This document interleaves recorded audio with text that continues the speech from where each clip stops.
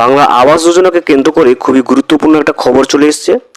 অবশেষে final date স্থির হলো বাংলা আবাস যোজনা প্রকল্পের দ্বিতীয় দফার প্রথম কিস্তির 60,000 টাকা দেওয়ার।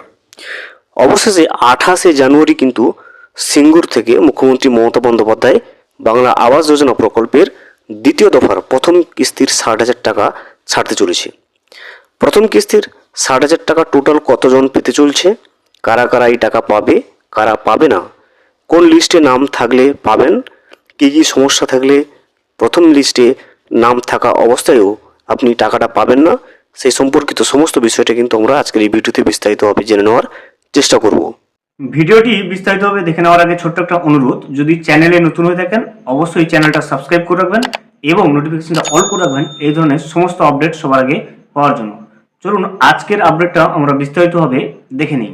28শে সিঙ্গুরে মমতা শুরু বাংলার বাড়ির টাকা দেওয়া।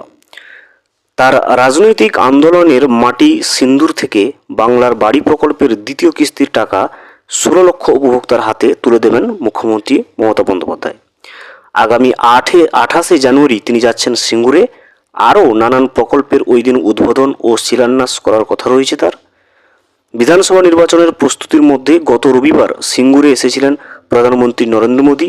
টাটাদের ফেলে যাওয়ার জমির ভেতরেই তার জন্য মঞ্চ বাঁধা হয়েছিল। রাজ্যে বিজেপি নেতারা ভেবেছিল হয়তো সিঙ্গুর থেকে শিল্পায়নের বার্তা দেবেন তিনি। বাস্তবে মোদী সিঙ্গুর নিয়ে চুপই ছিলেন, বরং তৃণমূল সরকারের বিরুদ্ধে মহা জঙ্গল রাজ্যের অভিযোগ এনে তিনি সরব হন। রাজনৈতিক মহল মনে করছে এবার মোদীকে পাল্টা জবাব দিতেই মমতা বেছে নিলেন পুরানো মাটিকে।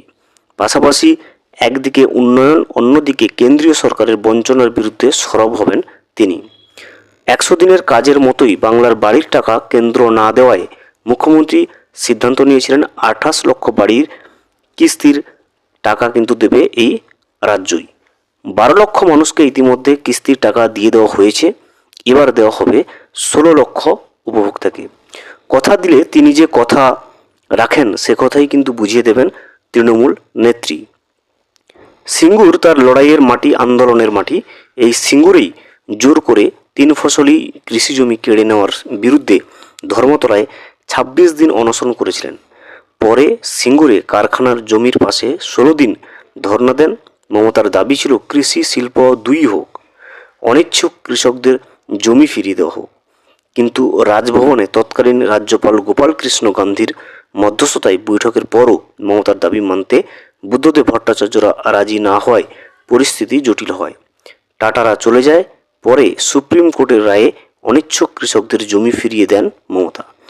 পাশাপাশি সংসদে পাশ হয় জোর করে কৃষি জমি কেড়ে নেওয়ার বিরুদ্ধে আইন। বাতিল হয় ব্রিটিশ আমলের ধারা। সেই রাজনৈতিক জয়ের জেরেই বাংলায় বামফ্রন্ট সরকারের পতন হয়। পরবর্তীকালে রেলমন্ত্রী থেকে মুখ্যমন্ত্রিত্ব। মমতা সিঙ্গুরের পাশেই রয়েছেন, আন্দোলনকারীদের জন্য সব ধরনের সহযোগিতা চালিয়ে গিয়েছেন। আবার সেই চেনা মাটিতে সরকারি সভা করতে যাচ্ছেন মুখ্যমন্ত্রী। পরবর্তীতে পরিস্থিতিতে এই সভা অত্যন্ত কিন্তু গুরুত্বপূর্ণ হয়ে উঠেছেন।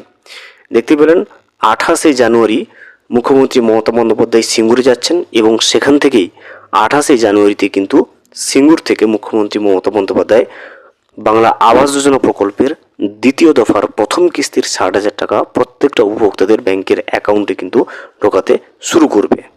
ভিডিওটি সম্পূর্ণভাবে দেখার জন্য অসংখ্য ধন্যবাদ।